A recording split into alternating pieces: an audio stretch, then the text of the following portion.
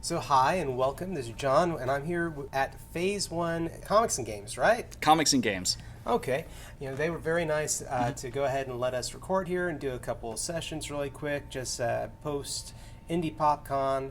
But this is probably the closest local comic store for us, and y'all do a lot of interesting things. I was wondering if y'all could talk to us about that. Yeah, we do a variety of different things. On Saturdays, we primarily do introductory classes to various game systems. So, for instance, today I actually double booked. So we have an introduction class to Dungeons and Dragons, 5th edition, and then we have an introductory class to the Fate system using the in the world of Dresden Files. Oh, wonderful!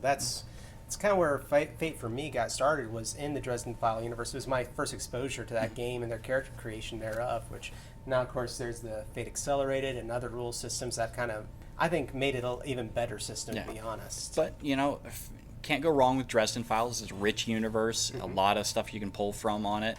I'm kind of a fan of any of those ones that are set in like a... Yeah, the urban fantasy universes. I love it. And it's starting to expand. I mean, so you've got the Dresden Files. There's also like the Nightwise series, Brotherhood of the Wheel, all of those where it's, urban fantasy. Now, you focus on comics and y'all have a focus on games. We kind of view ourselves more as a pop culture experience store. We have a little bit of everything so that everybody can be comfortable. So we've got comics, we've got D&D, we've got games, we've got merchandise, and then as I think you had mentioned in one of your podcasts, we have a Disney Fine Art Gallery. Yes, which I absolutely love. The first time I had seen a Disney Fine Art Gallery, I was in downtown Disney in Florida, and it was Campbell. Some of his artwork from different comic series and everything else was there on display, and he had done some Disney princesses in his style, and I just thought it was absolutely amazing, beautiful stuff. And when I saw that y'all had that here, I actually brought my wife in, and we purchased. Which one did we purchase, Roxy? Princess Tiana.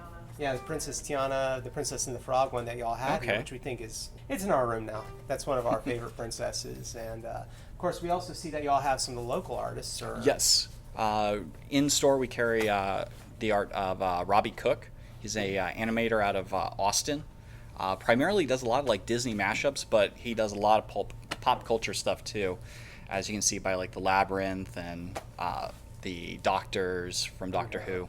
No, we have a guest room at our house where we have princesses doing other things. We actually have a series where they're all dressed up as members of G.I. Joe and other things like that. No, I love what y'all got up there. It's different. You have some that are superheroes and other things with the Disney cast, which I think is great. Now, you also do board gaming? Yes, we are doing a thing on Tuesday nights called Tabletop Tuesday. Basically from 7 to 10, we have open board game nights. So come on in, play one of our games, or if you've got a game and you really needed some other players, bring it and we'll see if we can help you out with that. Wonderful. And you also do have tabletop gaming supplies. You have Fate dice, and then you also have dice up there from a company that not a lot of people have heard for, Roll for Initiative. Mm-hmm. I know that their dice is a little bit bigger. It's a little bit bigger. In my personal opinion, the price point is a lot better. Mm-hmm. Additionally, I'm getting a little bit older, and I like the bigger numbers.